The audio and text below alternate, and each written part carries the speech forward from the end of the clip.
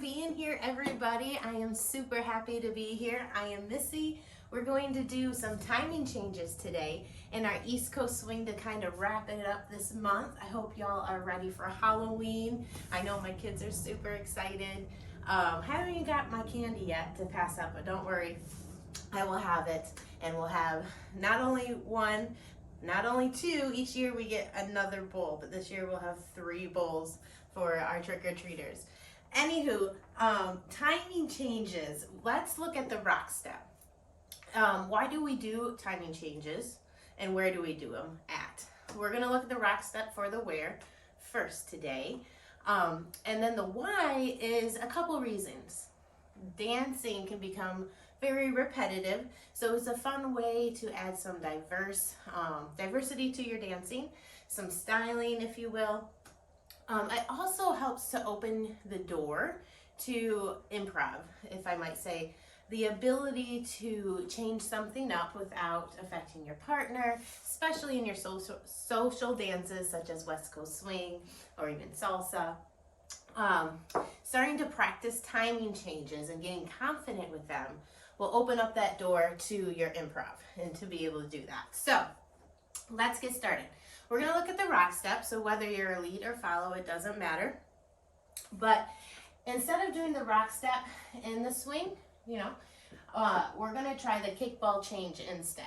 So normally our swing count, we have 1, 2, correct? But instead, we are going to do 3 actions now, all with the same foot. So if you're a follow, you're going to use your right. If you're a lead, you're going to use your left. We're going to kick out front. We're going to place the ball of our foot in the back, put just a little bit of weight on it, and then come back to the front foot, okay? Now, when I put my ball of the foot in the back, you want to do what's called a forced arch and keep that heel up. Use the arch in your foot, right? And keep it strong so that when you change your weight, you're not completely getting all the way back here because we need it to be fast. Because the ball change portion is half-half as far as beat value goes, okay? So this is kick, ball, change. 1 and 2, 1 and 2. Or if we want to add a little bit of syncopation, 1, 2, 1, 2, 1, 2. Okay, so if you're the lead, you're going to do the same exact thing with the left foot. You're kick to the front, force arch in the back, ball change for 2 or and 2. 1, 2, 1, 2. Notice I'm not going 2, right? I'm not really moving my spine back. It's just a quick ball change, a ball change. Pretend like you have a bad ankle or something, right? And you don't want to put a lot of weight on it. You're just returning to the front foot as quickly as possible, okay? So what's cool about that is when you're dancing in open position, especially with your partner doing your swing, you can kick and ball change whenever you want. Maybe the music has a little extra beat there that you're feeling. You can throw in that kick ball change just for a little extra styling, okay? So that's the number one that you'll see out there too, which is why I wanted to teach it, because if you see it, you can learn it a lot faster as well. We want to use all of our senses when we're learning, right? Another one of my favorites that I don't see often out there, but I think it's so easy, and it's my gift to you guys to really try to put it in there. It's just that an easy Lindy swivel, okay?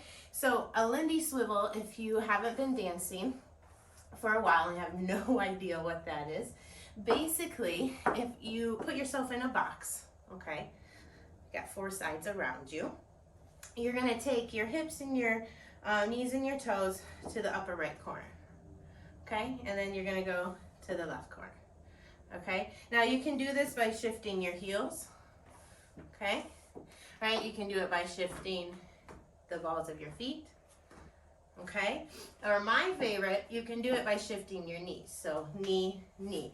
Now when you do that, you want to be careful because you can either do it with no movement in your feet, which is actually going to pull on your knees quite a bit. So if you have bad knees, I don't recommend that. But what I do recommend is that you allow the feet to swivel with you. So it's side, side, okay? So you take your knees and you think about going to the corner, okay? Now, we haven't done the Lindy swivel yet. Okay, those are just kind of split weight swivels, different ways you can do it. Now, the Lindy part happens is when your weight is on one foot and then the other. Okay, so whatever your feet do, guess what? There's no rules, especially in East Coast swing and West Coast swing, as far as what the shape of the leg has to be. You can have this really pretty straight leg, bent leg shape. A lot of people call these the chicken walks. Okay, you can have the more the open leg jazz, you know, do the twist look. Okay, for those of you who know what the twist is, if not, look it up. Great dance move. So any one of those will work. The key is you have to do it in the proper amount of time, which is those 2 beats, right? So say I'm doing my basic as a follow. I can turn around here. I'm following, I'm doing my triple steps, okay?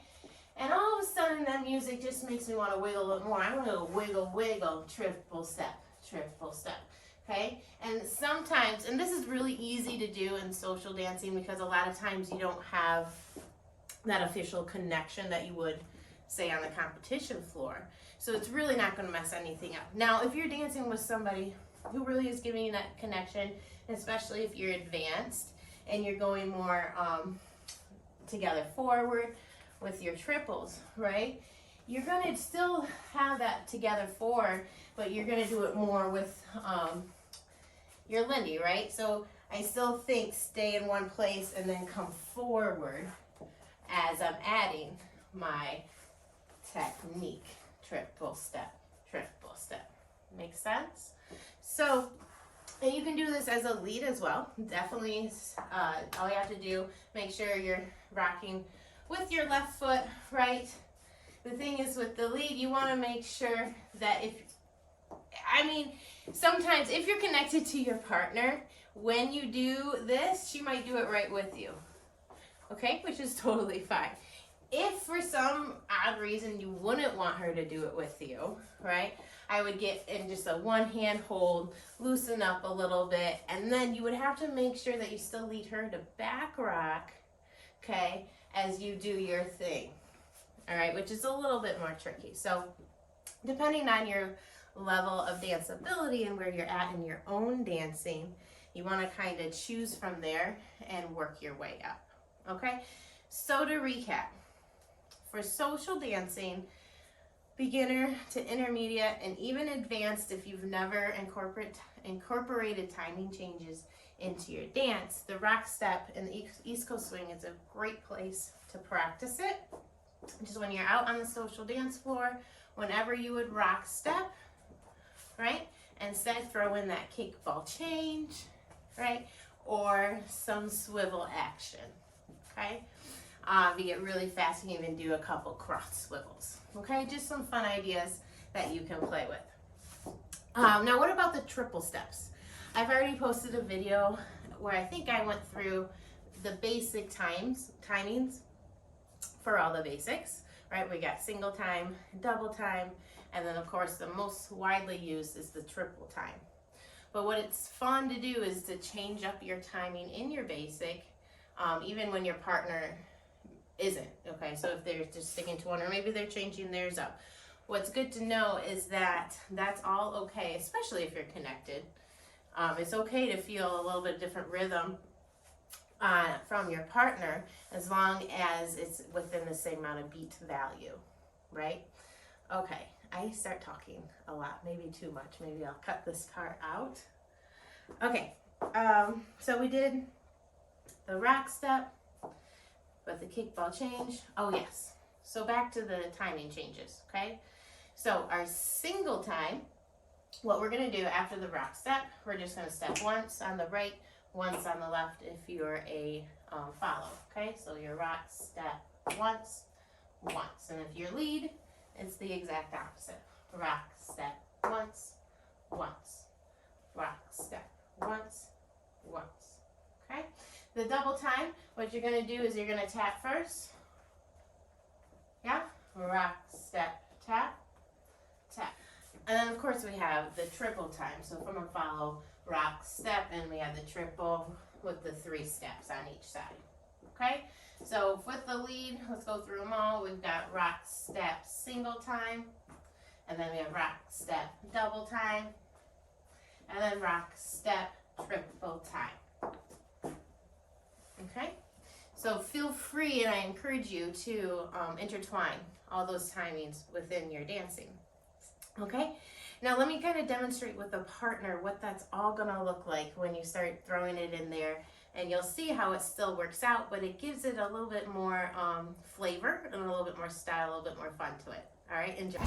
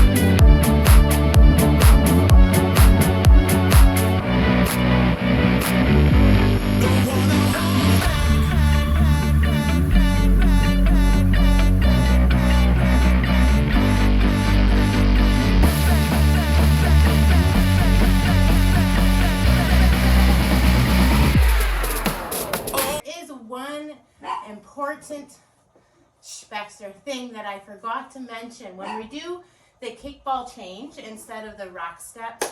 When you are in closed frame, right here, when you execute the rock step with your partner, you should be in promenade position.